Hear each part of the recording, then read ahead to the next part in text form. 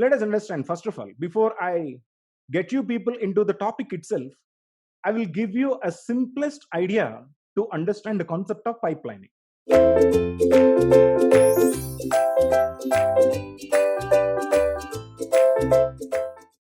Simple. We do have a CPU, right?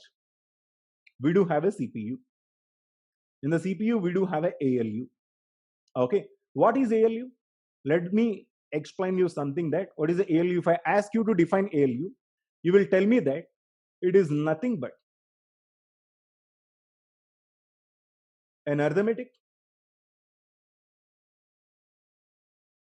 logic unit. But actually, it is not arithmetic and logic unit.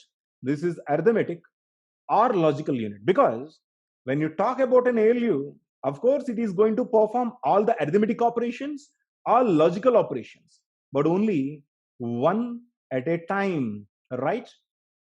My ALU will be able to perform all the operations, but strictly only one and only one at a time. That's the reason why ALU definition is arithmetic or logical unit.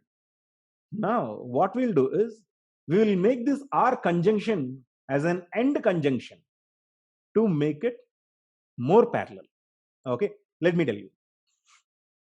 Okay, now pipelining is all about segmentization.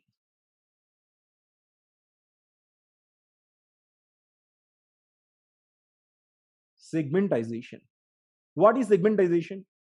Before pipelining, CPU is a single entity. CPU is a single entity. Okay, this is only one entity in which when an instruction enters inside, unless the instruction goes outside, the next instruction cannot enter. That is, when an instruction goes inside, unless it gets completely finished, let it take as many clock cycles as it can to complete. Finally, after completion, I1 goes out. Okay, then only it is possible for the second instruction to come in. Let us say that this I1, instruction 1, will take 5 clock cycles, right? This I1 will take 5 clock cycles. So, I2 will have to wait for 5 clock cycle to get it turn. Once after the turn comes, then it enters into the CPU. Similarly, I3. I3 will have to wait for both I1, I2 to finish. Then only I3 can enter. So here, this is viewed as a single entity. The CPU is viewed as a single entity. Okay. But in pipeline, what we do is we divide the CPU into multiple segments. Segment 1, segment 2, segment 3, and segment 4. Okay. So here you can clearly see, rather, it takes 5 clock cycles, right? I divided into 5 different segments. The single CPU has been divided into 5 different segments. Now, you can clearly see when instruction I1 enters into segment 1, I2 will have to wait. The moment I1 goes from segment 1 to segment 2, I2 can enter into segment 1. Yes, no? Now, I2 need not wait for 5 clock cycles because the CPU has been partitioned into 5 segments. Each segment is capable of performing a partial task. Earlier, the total task will be finished in 5 clock cycles. Now, what we have divided is the total CPU has been divided into partial segments where each segment will be able to execute a partial task. Okay, completely when instruction goes through all these segments, it will get completely finished. All the tasks which are related to fetch, decode, execute will get finished. Okay, so here pipelining is all about segmentizing.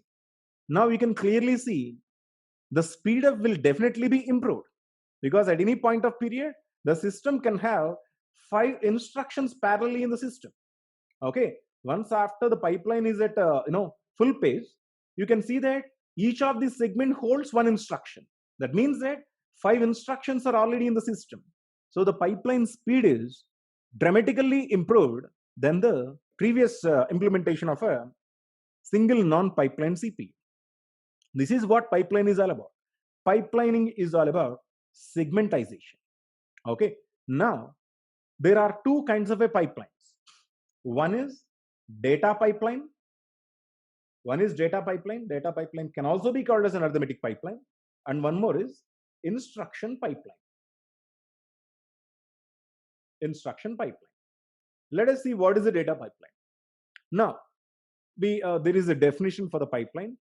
Let us understand the definition later. But understand what is a data pipeline. You know, if you want to execute a program requires instructions. Okay. This instruction requires some operands. Operands 1, operand 2. These are considered to be the data elements, right? These are considered to be the data elements.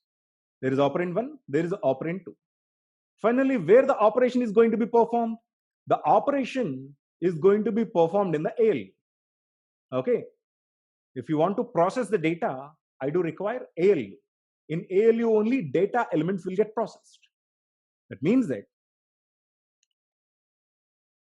data pipeline meaning segmentizing ALU.